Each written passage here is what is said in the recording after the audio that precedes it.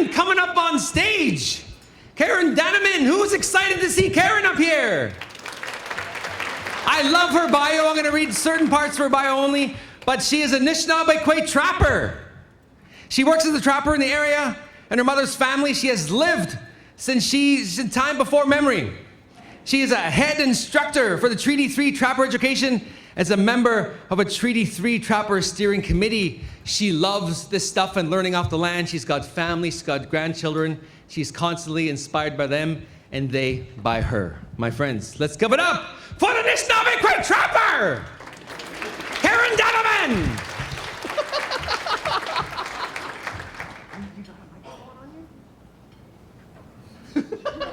Yeah, they're nice, aren't they?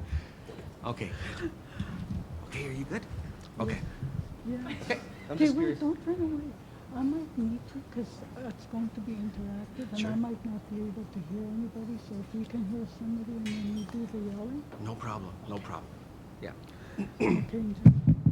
Yeah. You can hold it if you want. Did you? Oh, want to no, hold it? no, no. You good? Okay. A little slower. She was saying that this is going to be an interactive workshop where she's going to be needing information from you. So rather than running around with the microphone all the time, if you can just yell the answers out so everybody can hear, especially Kaaren, that'd be just wonderful. Let's give it up again for Kaaren. Miigwech and Bushu, can you hear me? Bushu? Mikisikwe Indigenous, Nameksabing and Duchi, Atikamek and Dutem. My English name is Kaaren Dannenmann, and I'm from Trout Lake, which is a Treaty 3 community, and my clan is the Whitefish. I want to introduce my helper too, or I'll actually have her introduce herself, but she's my Shkabewis today. Bonjour, Okechita, Penansikwe, Indigenous, Nameksaping and Donji, Mikasogi Totem. My English name is Marnie Vermette. I belong to the Lac-Seul First Nations. I live in Red Lake and come from Trout Lake. I'm actually here as, this is my mother and I'm her helper, and also I love traveling with her because I gain a lot of knowledge that she passes down to me and to my children, and so I'm very grateful for her knowledge and for her passing it down to us. First, I want to acknowledge the land that we're on, the traditional land of the Fort William First Nations Anishinaabeg. And also, I want to acknowledge the elders here who are teachers. And actually, every one of us are teachers, and we're also all learners. So I want to acknowledge that, and I want to acknowledge the women who drummed and sang yesterday. And thank you for having me here. I'm not exactly sure how I came to be here, but I'm really honored to be here after listening to those amazing speakers yesterday. So we'll see how I do today.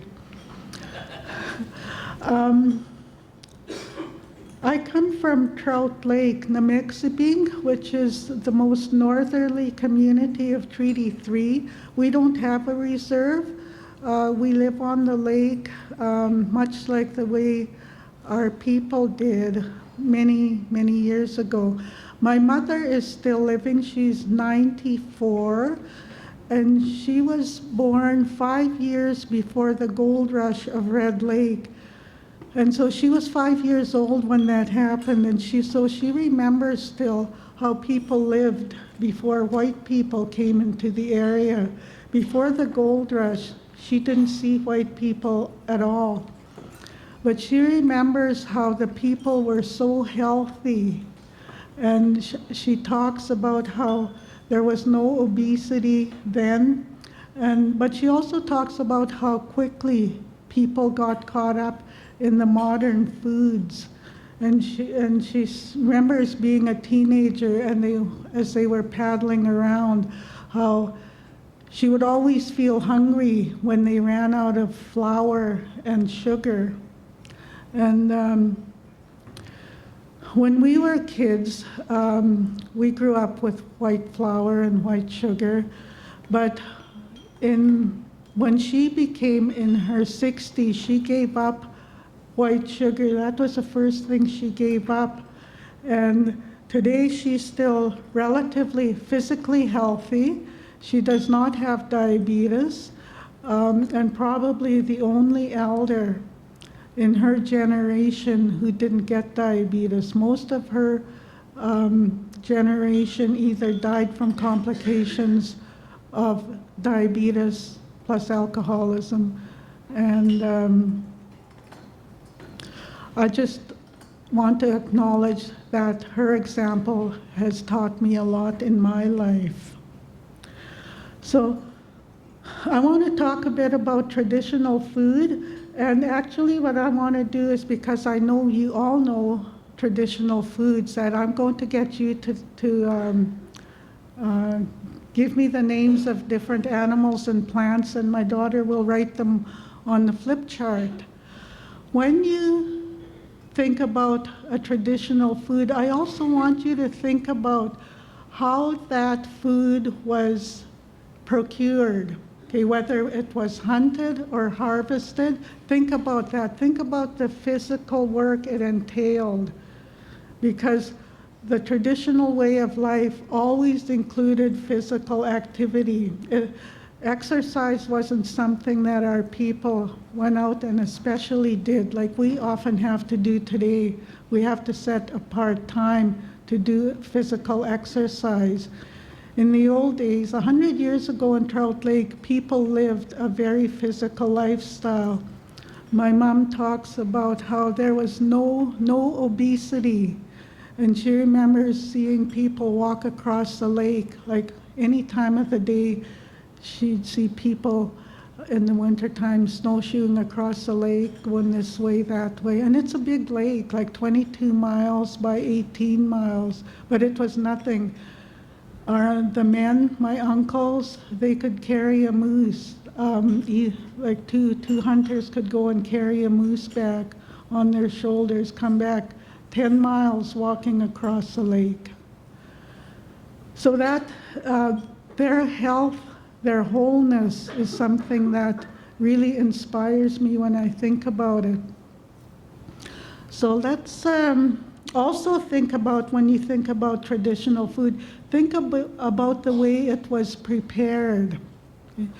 Most often it was boiled, so that a lot of water was in the diet, a lot of soup. Somebody mentioned soup yesterday, and so there was a lot of niboob, like we had whitefish broth, which was very, very common for us, and of course moose, muskrat. So you can begin by putting moose and muskrat. And okay, so I open the floor up to people who can name me a traditional food.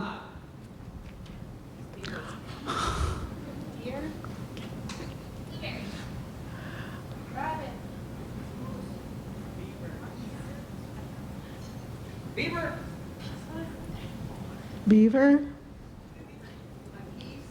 Duck. Geese, duck.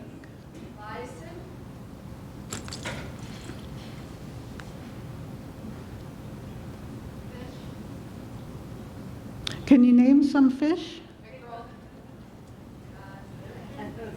Sturgeon, pike,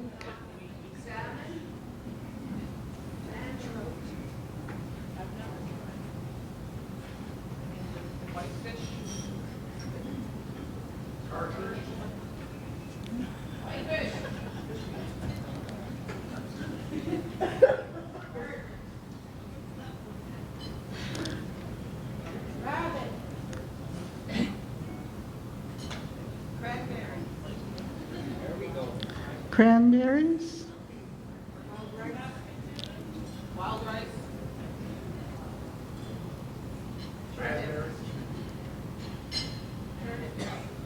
wild rice, somebody said? Yep. Gagi gay bugo, Labrador teeth. Labrador tea. Pardon me? Wiike. W-I-I-K-E.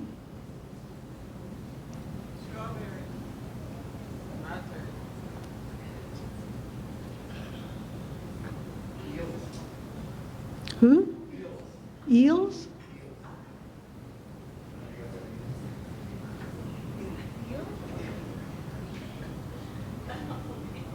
Okay.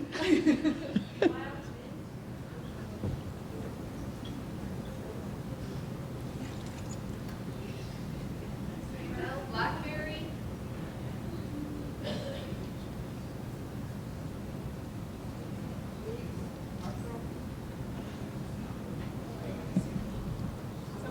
Eggs? Squash? Mushrooms.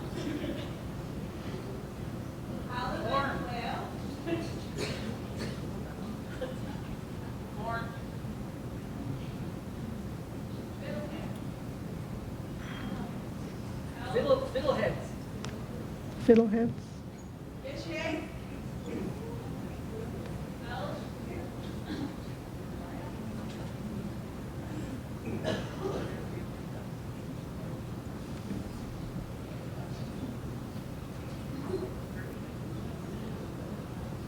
Okay. Anybody else?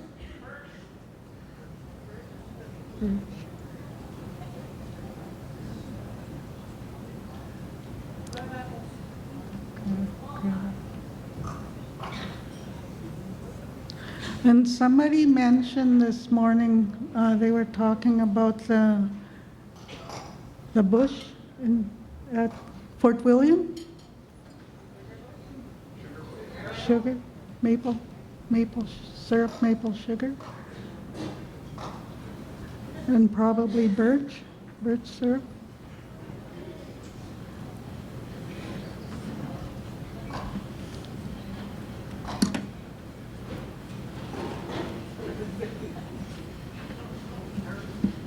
Caribou. Also, when you're thinking about these traditional foods, especially the animals, think about the parts that were eaten. Okay, we'll get into that later, but I just want you to think about it. Right now we just want to identify the animals, the birds, the fish, the plants.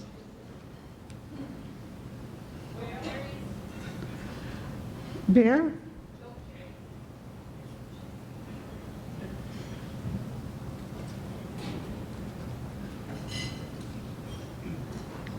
Do you have bear?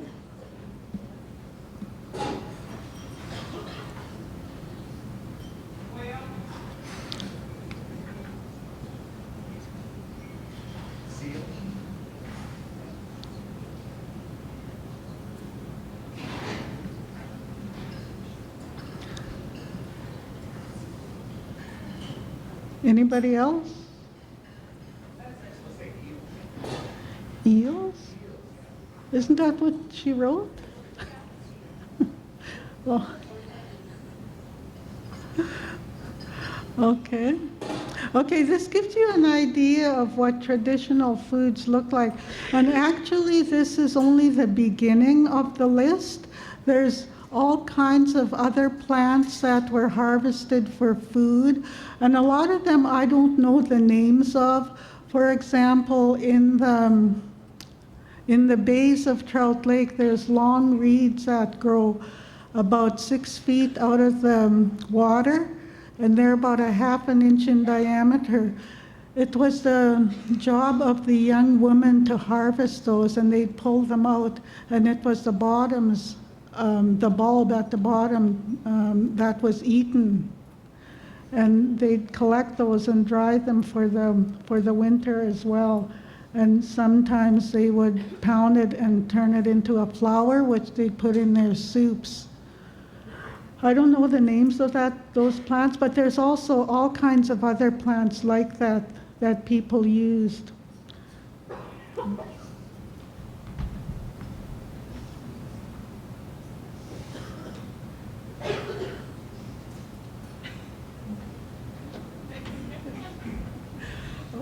So I've divided it into what I call are the 2 food groups of traditional food.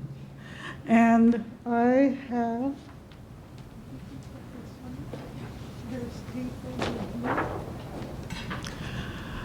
so in our packages for this conference, we all got a plate of the food guide. And this is how I draw the Anishinaapekwe food guide, in that most of our food was protein and fat. And a small part of it was carbohydrates. And I think when we talk about the wellness of our people in the past, the wholeness of their way of living, that the food that they ate was a large part of it.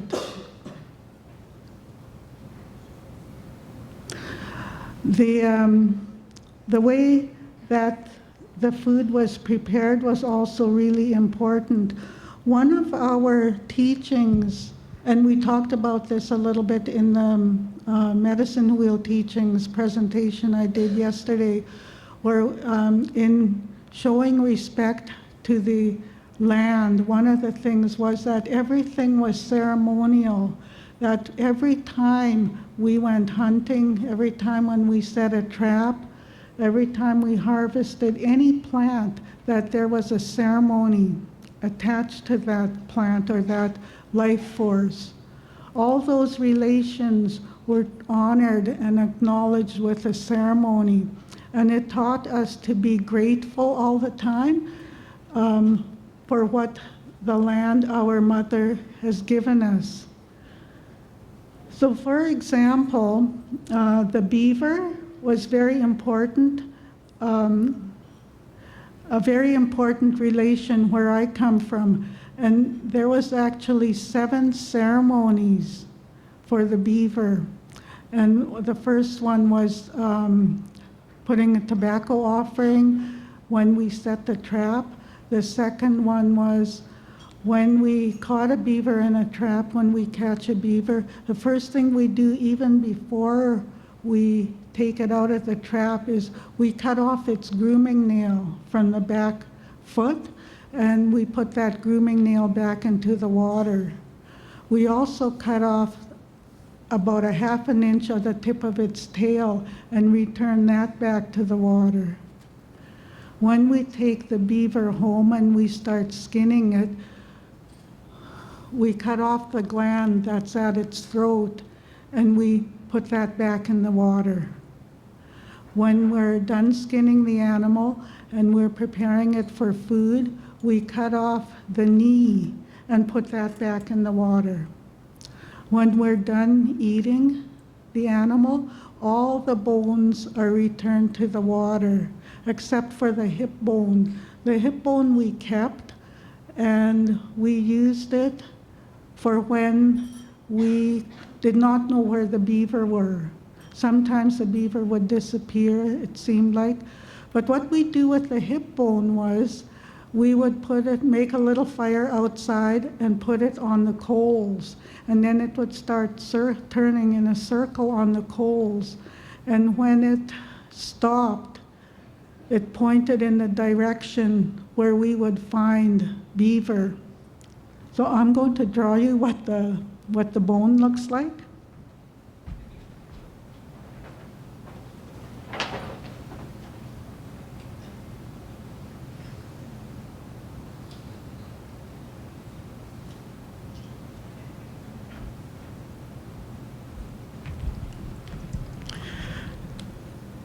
So it would point in the direction where we could find beaver, and it indicates that we would find it on a lake, and on the far side of the lake would be the beaver pond. And so that's one of the ceremonies. The final ceremony was taking all of its fur and using it, also using the tail of the beaver for food and leather. And so one of our teachings is to use all the gifts that one of our relations has given us when they have died, so that we could have food and equipment. I want to take one of those animals that are on the list, the moose. And actually, what I want you to do is just write down the name of the food gifts on the moose. So you can just put it at the bottom. So this is, I want you to participate in this part as well.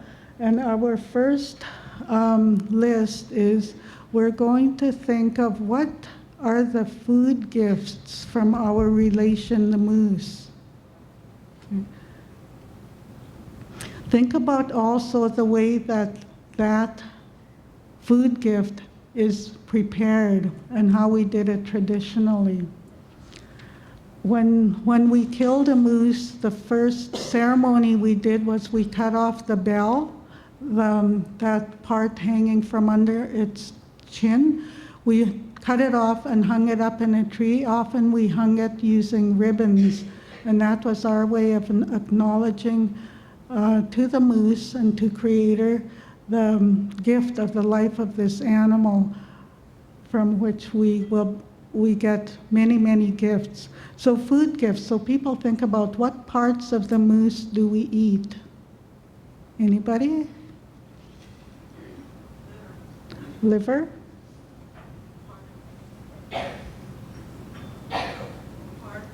Heart?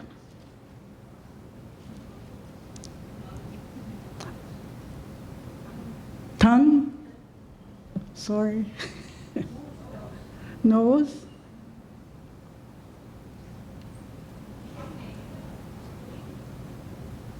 Spleen? Okay, I've never eaten spleen. I wouldn't even know where that is or what it looks like. Sorry? Kidney?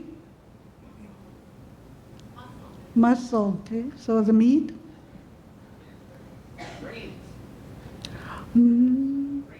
Brain was actually a non-food gift. We use the brain for, what do we use the brain for?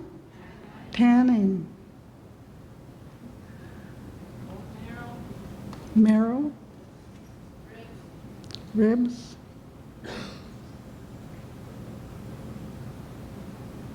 Okay, we're going to fill up this page. The large intestines. Okay, so do you know how that was prepared? How we do what we...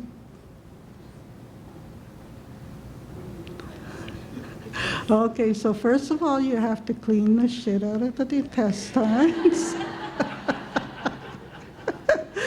Turn it inside out and wash it really well. And then the way I do it is I cut it into 1 foot lengths and then stuff it with raisin bannock. Traditionally, it was stuffed with wild rice and meat and cooked over the fire. And today, I bake it with stuffed with raisin bannock. Okay, so good one. Next. Behind the eyes. Actually, after the nose and the tongue are taken out and the brain is taken out, the whole head is skinned and put in a great big pot, and the whole thing is boiled, and the little old ladies we like to gnaw on it all day and the next day.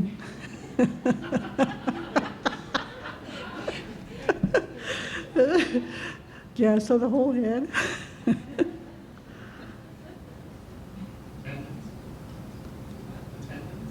Tendons, okay. I know that when we boiled the bones, when we were kids, we just used to chew on all the cartilage and tendons that were attached to the bones, and we'd be running around with our bones. Anything else? Can anybody think of any other food gift from the moose? Marrow, I think that's one. The eyes? Okay, that's, I don't, for food? Okay, that's another list. Okay, the blood was collected when we were first butchering. We first opened it, and blood would accumulate in the hollow. We would have a special bucket where we keep the blood, and we use that in soup, or after it congeals, we can slice it up and fry it. But the blood was collected. Fat, the fat is really good. And do you know what sasapiman is? Okay, that's the belly fat. Most people, most hunters don't keep that. It comes, they throw it away with the hide. Where I come from, there's a lot of hunters, and some of us in Anishinaapekwe go around collecting from what they throw away. That's where I get my moose nose often. Okay.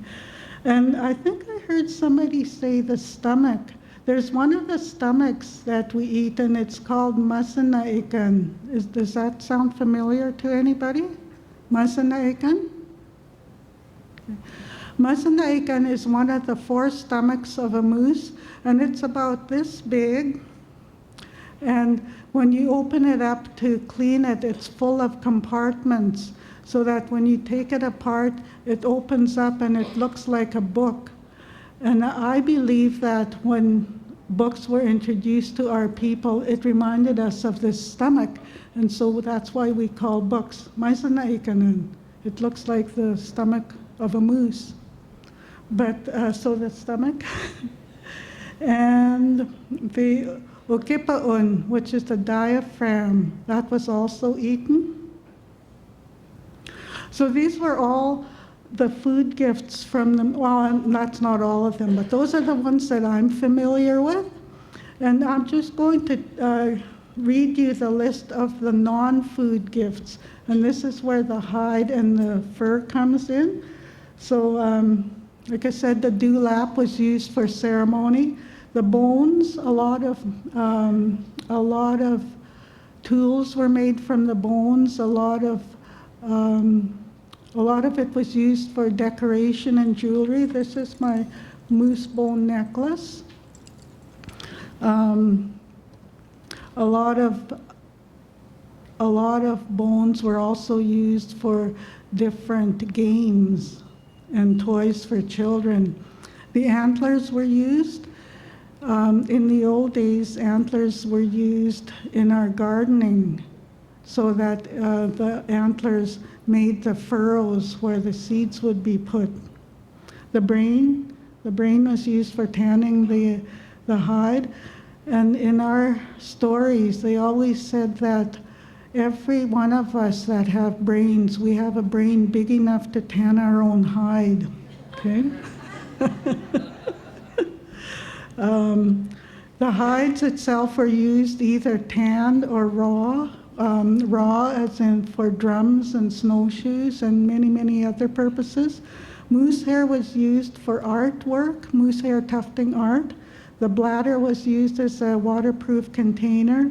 The teeth were used for necklaces and other decoration. The hooves were also used for decoration, for jewelry. And the hooves are really, really beautiful when they're polished and shaped.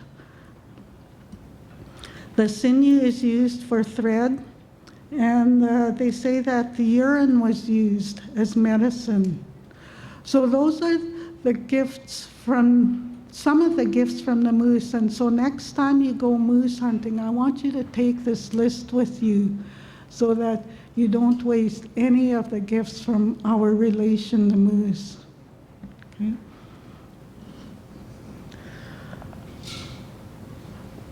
The Anishinaapekwe food, the food guide, I think is something that I really want to talk about a lot in the future, especially for our young kids. I find that young people are really, really addicted to their games, their electronic games, and that really, really concerns me.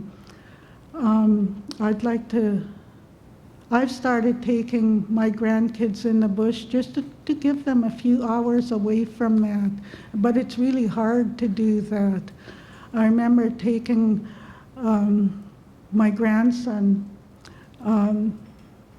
in the bush, and when he turned about age 14, that's when he started digging his heels in and saying, no, Kukum, I don't want to go in the bush with you anymore. I want to be with my friends.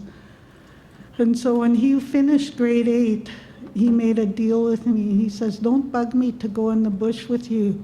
He said, at the end of the summer, I'll go out the last weekend. And so I didn't. It was really hard to refrain from begging him and bribing him and threatening him. But I made it to the last weekend, and the day before I went to his place and reminded him that this was our weekend to go to Trout Lake. And he had a little tantrum, and he said, no, Kukum, you can't make me do that. And he says, I have rights too, you know. And but I said to him, okay, well, you think about it tonight, because I'm going to be coming in the morning and I'll be picking you up bright and early and we're going to go. So next morning I come and I went upstairs and woke him up, and he was so angry at me. But he got dressed and he grabbed his backpack and put extra clothes in it, and off we went. But all the way up the road for a half an hour, he was really angry at me, and he said some awful things to me. But when we got to the trail, he says, Kukum, can I just sleep for 10 minutes? So I said, okay. So the dog and I went out and we walked for a bit. And then I came back and opened his door, and he gave me a real dirty look. But he didn't say anything. He grabbed his bag and jumped out. The instant that his feet touched the ground, he was a changed boy. When his feet touched the ground, he says to me, Kukum, can I help you carry something? So I let him carry some of the food, but off he went on the trail, and all the way to the lake, which was about 2 kilometers. He just kept talking about the things he was seeing and talking about what he was hearing, and he just loved it. And that was the way it was the whole weekend. On our way back to the truck on the trail, he says to me, Kukum, why can't I just stay in the bush with you? He says, my school would be the bush. And he looked around and he says, I could learn from that, and I could learn from that. And he was already making lesson plans about what he would learn, how he would learn math, and how he would write about it. And then he was saying that he could even teach smaller kids the things that he was learning. So he's inspired me, and that's one of the things that I'm working on now. Is I've started a school in the bush. It doesn't have a building right now, but I take out classes of kids out there so that they can learn from the land. And a lot of what I teach them are the traditional foods, and to stay away from those horrible drinks, especially like the ones that are lined up outside in the hallway there with all those teaspoons of sugar.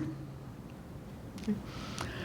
So that's about as much as I want to say. So I thank you for listening, and thank you, Marnie, for helping me. Yeah.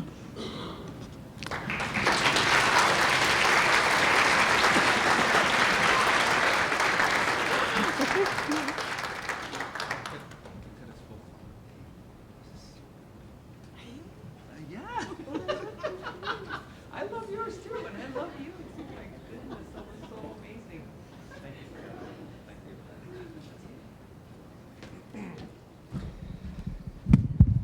I was telling her that she could have spoke all day.